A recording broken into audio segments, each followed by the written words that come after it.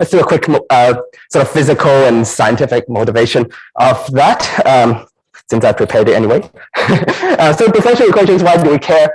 I think as engineers, you probably have a good sense of most of science sort of manifestly comes out in terms of differential equations, in terms of methods, in terms of mathematical methods that you need to solve. So the key person to blame is really Newton, right? So what he came up with was this. Right, so after we came up with this, and we understand that A is basically the second derivative of an object's position, and we just need to find out what force there is, and then now it's automatically an equation with a derivative with respect to time. And we are obviously interested in the object's position at every single point in time. So this is an easy motivation of it. And this sort of leads me to one that you'll probably, maybe I'm jumping ahead of myself since it's the second order, but it leads me to a very, very important one that we should all recognize if we work in science, is the example when f is proportional to minus x, right? So that's Hooke's law. So let's just write as f equals to minus kx. So that would read something, and we'll use the dot occasionally if it's a derivative with respect to time, equals to minus kx, or flip that around in sort of this way. And since we're mainly in math class, I want you to recognize it. We'll always write it in something like this, in sort of this form. But you need to recognize that they're the same thing. So one of the biggest challenges engineers and physicists like myself is, after learning math, how do you apply it, is the ability to look at something that comes out in a real life situation like this and recognize that these abstract things that you learn in a math class actually apply. So that is one of the hardest skills. It's not really, these are the methods, it's a boring method, you learn the technique, but when you actually apply to engineering or real life, that's one of the biggest skills. And vice versa, is to, once you've learned these skills, be able to put it back into real life whenever you see that sort of match up the things. So here I am just defining omega as k over m. Omega squared k over m. Okay, so what's the general solution to this? This is something I will use as motivation because it's probably the one that you should recognize it.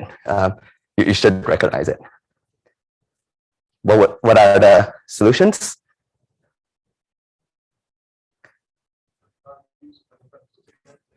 Oh, it's suggestive of eigenvalues. Yes, yeah, and it's correct actually. But if you don't know what eigenvalues are, how would you solve this? What method would you use? I know it's a second order, but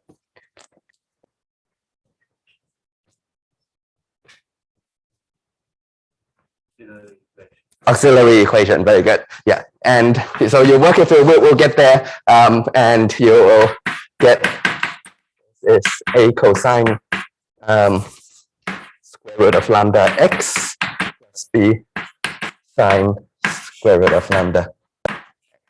This, okay. So you can also use compound angle formulas and sort of rewrite that as something like this. I'll use a k for now. Okay. So these are equivalent using identities. Of course, a different constant. That's actually just root lambda. I'll keep it as square root of lambda.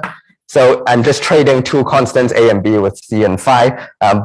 Yeah, so it's basically a combination of sines and cosines. You add them up with different amplitude like this, or using some trigonometry identity, put it together. It's really just a cosine.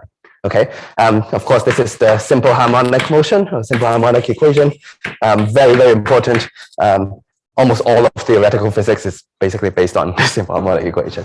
So that's number one that you want to know.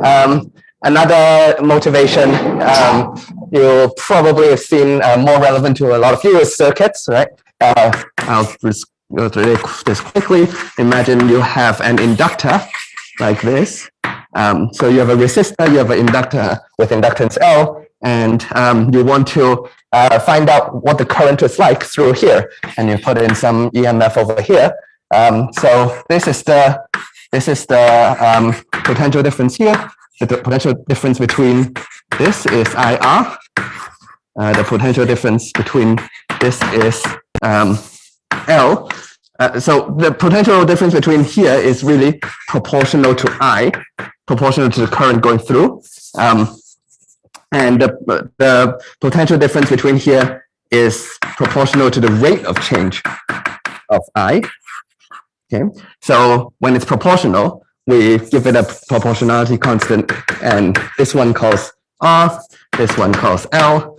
And now, of course, the potential difference of the battery plus the potential difference of the resistor plus the potential difference from the inductor should all equals to 0 because it's a complete circuit. So here, this adds epsilon.